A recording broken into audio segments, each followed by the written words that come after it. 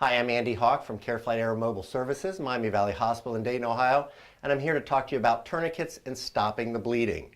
Specifically, we're talking about accessible bleeding on an extremity. Basically, in my humble opinion, there's 3 steps. The first step is, for instance, if you have bleeding in the lower forearm, direct pressure. And when I say direct pressure, I mean direct pressure to stop the bleeding. If that doesn't work and you have hemostatic gauze, you may add that. However, hemostatic gauze is best used either in the wound or on the wound. If those 2 steps don't work, or you don't have hemostatic gauze, the next step would be using a tourniquet, and I brought a tourniquet with me. This is the CAT tourniquet. Once again, any commercial tourniquet will do, but the idea is to use this tourniquet to stop the bleeding.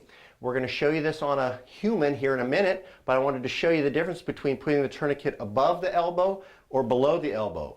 If the laceration is down here where my fingers are, and you put the tourniquet above the elbow, you have 1 bone, 1 vessel, you may compress it better.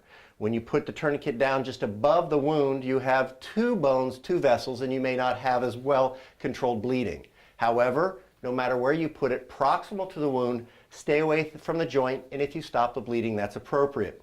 If you need to move the tourniquet or add a second tourniquet because this is life-threatening bleeding, then that is an appropriate consideration.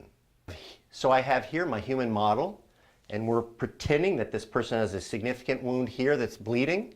Direct pressure is not stopping the bleeding. Hemostatic gauze isn't stopping the bleeding. So the decision has been made to place a tourniquet above the bleeding area.